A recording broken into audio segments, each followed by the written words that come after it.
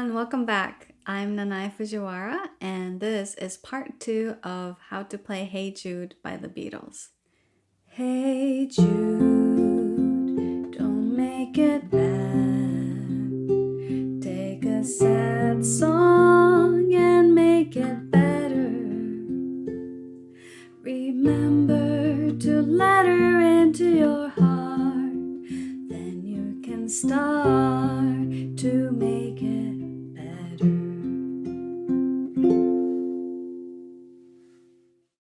Last week we talked about transposing, how to use a capo, what key we're in, how to strum, and we talked a little bit about arpeggios.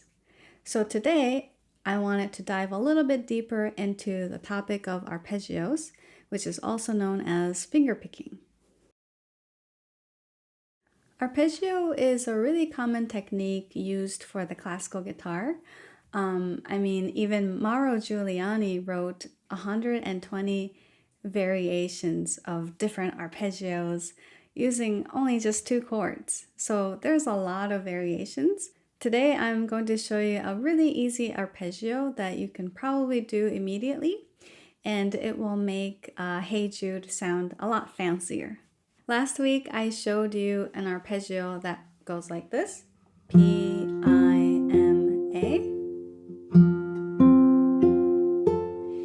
Today I'm going to show you a different variation on that, so we're going to reverse the order of the finger movement. So P-I-A-M.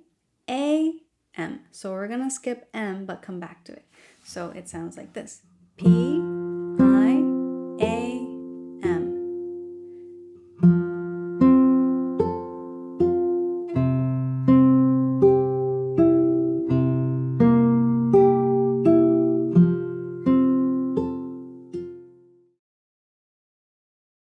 Now let's try practicing that with the metronome. So I have my metronome set to 50 beats per minute, so a lot slower than last time, just because it's a little bit more complex. 1, 2, 3, 4. P, I, A, M. P, I, A, M. P, I, A, M. P, I, A, M. When you're practicing, I want to encourage you to say the fingerings out loud. It will really help. Now let's try practicing that at 60 beats per minute. 1, 2, 3, 4. P, I, A, M. P, I, A, M. P, I, A, M. P, I, A, M. Now let's try the same thing, but with an A major chord. So make sure that the thumb is hitting the 5th string. 1, 2, 3, 4. P,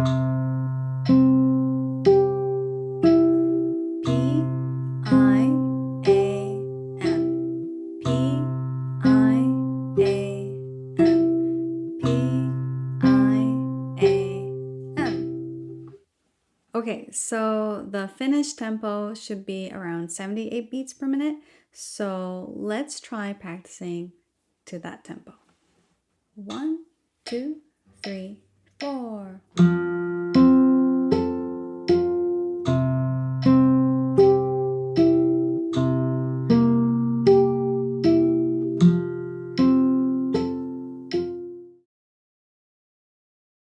Now I want to share some tips and tricks on how to change chords efficiently. When going from D major to A major, there's a really cool trick.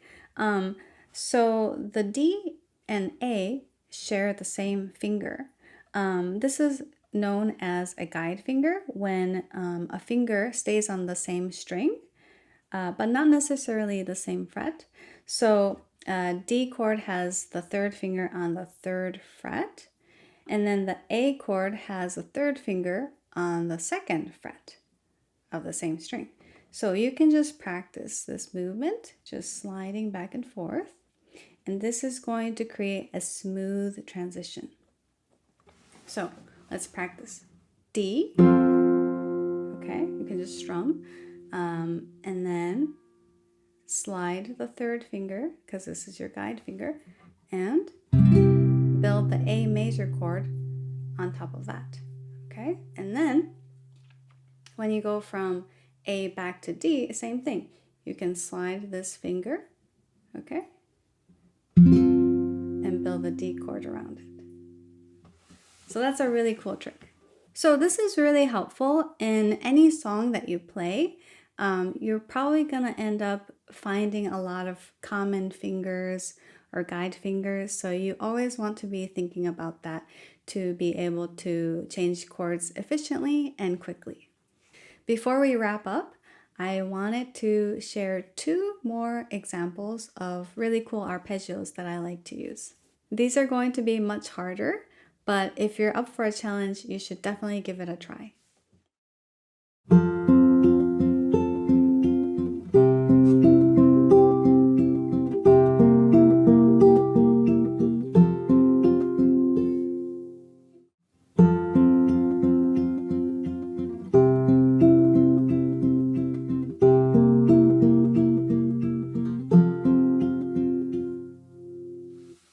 I want to encourage you to explore different strumming patterns and arpeggios because there's a lot you can do and the sky is the limit.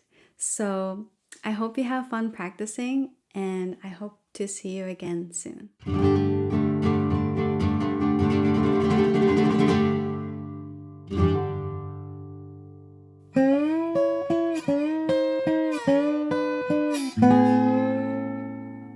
Hey, this is Dr. V, and today we're talking about the 12-bar blues, which is a natural extension from our discussion in episode 15 on 1-4-5 progressions, because the 12-bar blues uses 1, 4, and 5. Now, before we begin, I'd like to read a short excerpt from an essay that's published on pbs.org's Blues Classroom.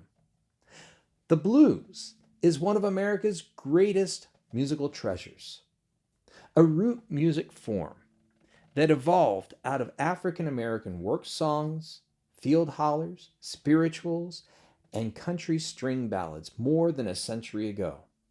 The blues is the foundation for virtually every major musical form born in the 20th century, including jazz, rhythm and blues, rock and roll, and hip hop.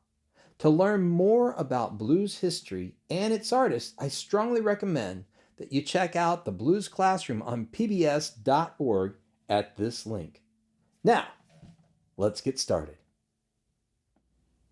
Since the 12-bar blues uses 1, 4, and 5, I thought I'd show you a really cool trick to identify the 1, 4, and 5 chords in any particular key.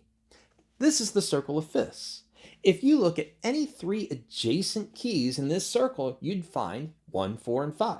Here's what I mean. Let's say we wanted to be in C.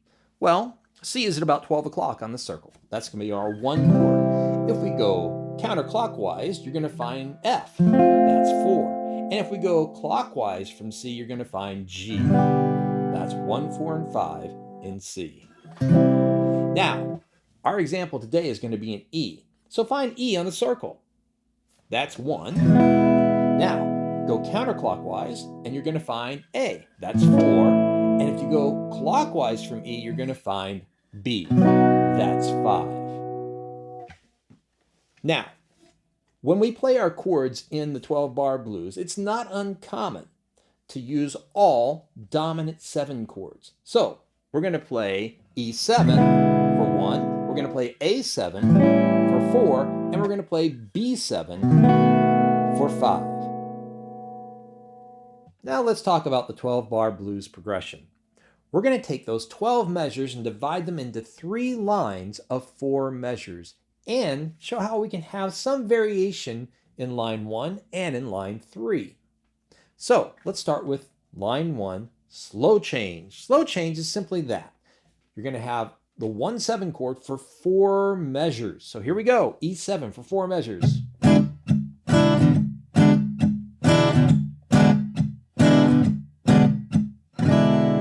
Now let's take a look at quick change. Quick change is 1-7 to 4-7 and quickly right back to 1-7 again. So we have E7, A7, and E7. Line 2. This will be 4-7 for 2 measures and 1-7 for 2 measures. So we're going to have A7 and E7.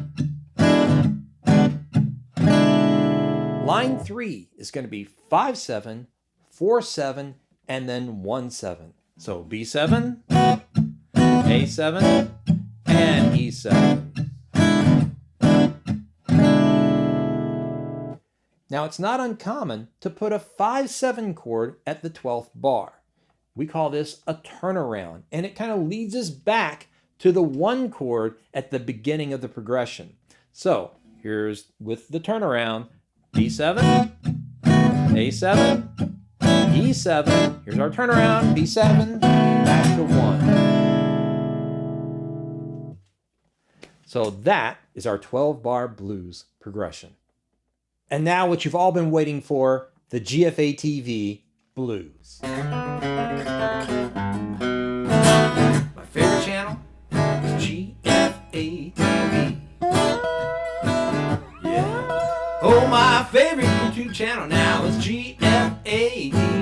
And I'll tell you why. Because I watch them every week and they're all teaching me. You got the Masters and then McGrath and then Chuck and it just makes me laugh. Oh, there's so many great teachers on GFAtv. Subscribe to the channel and you will see what I mean.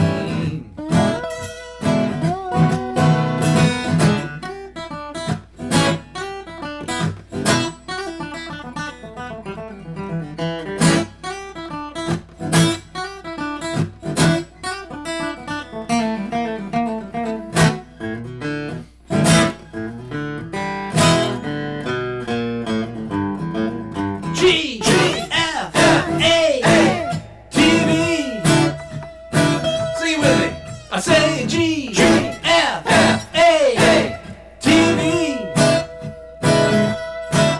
Oh, I watch them every week because they are all teaching me for free.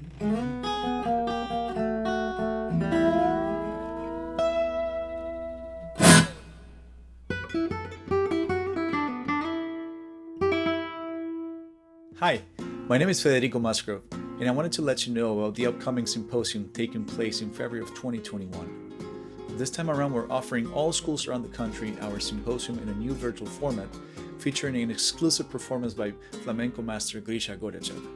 We're also offering technique classes and a composition workshop by Andrea Gonzalez Caballero and our own Ryan Ayers. So check it out, the virtual symposium in 2021, with performances, masterclasses, workshops, ensemble showcase, and more. Visit our website, guitarfoundation.org, for more information.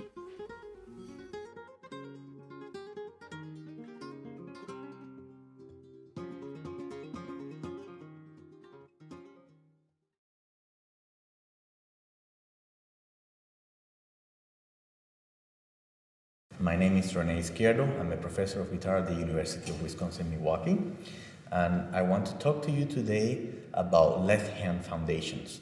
Left hand plays a very important role, and I have to say right from the beginning that there will be more ways than one, and this is just one way that I see it, how to approach it. For these basics now, I'm going to approach it from the standpoint that you're going to have the tuning keys kind of being at your eye level.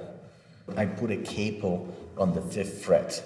And what's the idea? Whether the guitar fits you well and you have a good right hand and left hand position, it's important to start from a standpoint in which your hand relax. When you drop your hand down and relax, you turn it facing the palm up, and then you bring it up, that it will be fairly easy for you to reach this position. When you relax your hand and drop it down, turn it around and bring it up, I want you to actually focus in a couple things. Use the third finger as a way to indicate hand position. Not the first, not the second. There is a tendency usually when you play with the first finger that your hand will, because the first finger is a little bit uncomfortable to play, that your hand will lean towards the thumb and you will clench and it will get tense. Start by looking at the position using the third string. Why the third string? Because it will be about the center of the guitar, and then you can move to the sixth string and to first string, to the extremes from that point, which sometimes when you start on first string, your thumb may end up being a little bit too low, and then when you move into sixth string, what will happen because of the position and the angle, the carved angle that the guitar has, the thumb will have a tendency to stay there, and then you will have to bring the wrist out, protrude your wrist out, which is very uncomfortable. In general, the same principle for the right hand, for both hands. Your extensors, which are the muscles that move the fingers out, and your flexors that move them in, should be even up in your wrist, versus bending one way or the other way. If you're bending, there was always one set of muscles that would be working harder than the other. And in order to maximize movement, we want to maintain as flat as we can, as even as we can, both of those sets of muscles. First thing you're going to do, again, drop your arm, bring the arm up, and then just place the finger first and then the thumb. Again, third finger first and then thumb. Why? Because if you put thumb first, then you may be determining how to put the position of the rest of the finger. It affects everything else. But if you put the fingers first, in this case the third, then you can see how to place your thumb.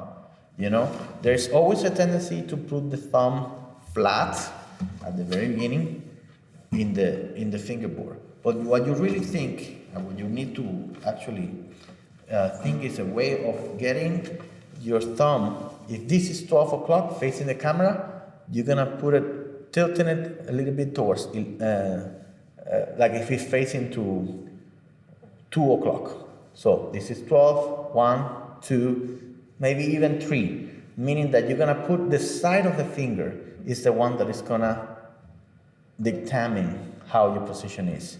So if you put the third finger on third string, and then you're going to just place the thumb, it will end up being naturally sideways. And you create the clearance from the adjacent lower string, from the arch, the natural arch of your fingers. Meaning, if I'm playing on third string, the second string will sound without me having to do anything.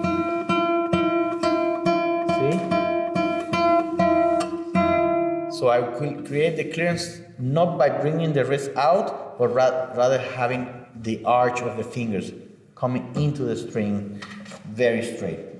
So I would like you to do that exercise several times, in which guarantee placement, and it will teach your thumb how to press. Then you're gonna do third finger, and then you're gonna place a finger on the string, and little by little, you're gonna put some weight. Imagine that someone is pulling you from the elbow down, your arm. You're not pressing against the thumb, but feeling weight until you get the sound of the note. And realize how much lesser are you actually playing.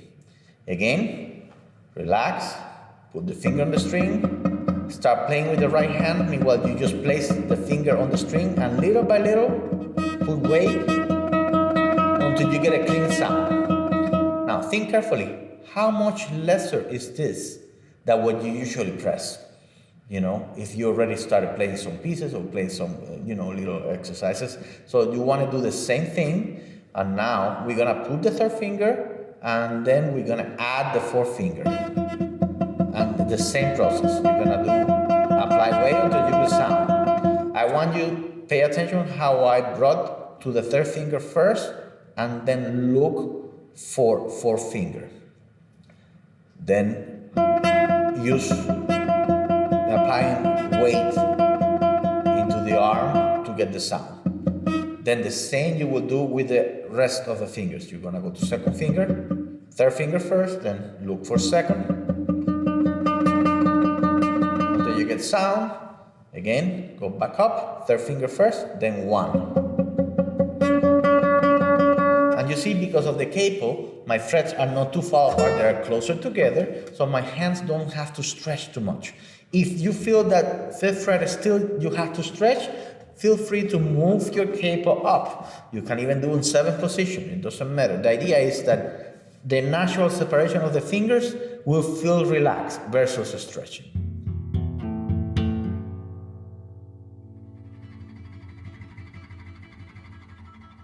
Today we'll learn something about funk guitar rhythm picking.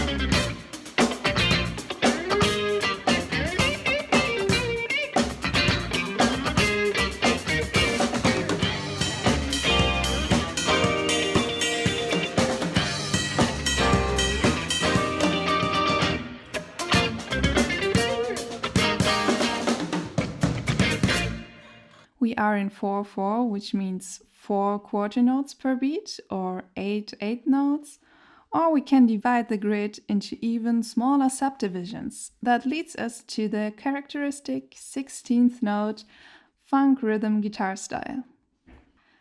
The basic movement of your right hand and the ongoing pattern of alternating down and up strokes stays the same. Now we just have to give those 2 additional notes in between now also some names, and it's very common to count like this: 1 E and A, 2 E and A, 3 E and A, 4 E and A. Let's play now the note C, 3rd fret on the A string. You have 2 different options right now. You could play lots of sounding 16th notes, 1 E and a 2 E and a 3 E and a 4 E and a. Or you could play muted 16th notes, and you can mute them now with your left hand. If you just touch the string and you don't press it down, you have a completely muted sound. Now you can mix those 2 sounds together. So you really play all 16th notes in that bar, but you just experiment with sounding notes and muted notes.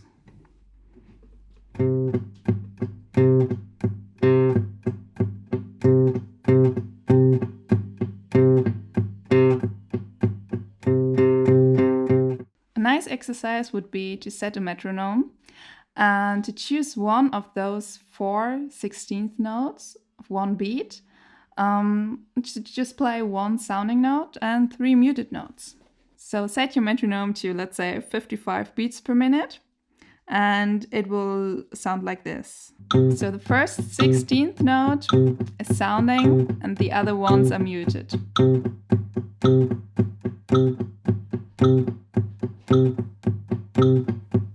Now you can do the same thing, but the sounding note goes now to the second 16th note. So you start with the muted note.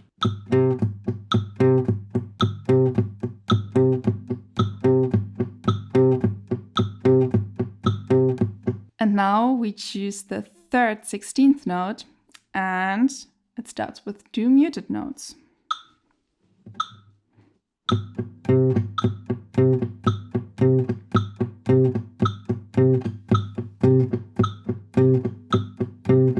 And the last option is to choose the very last 16th note.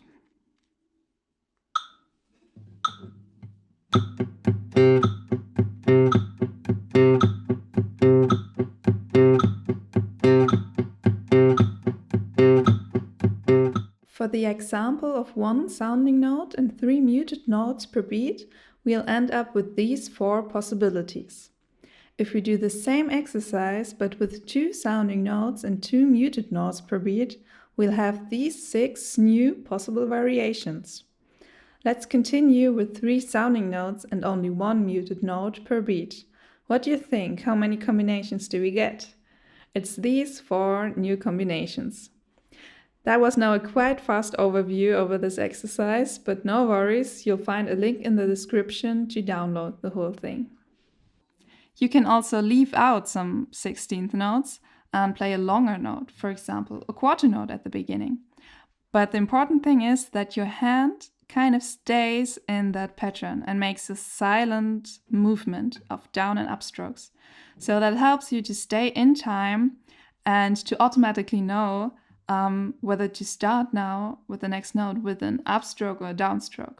So imagine your hand is that motor that just keeps running all the time, no matter what. One, two, three, four. 1, 2,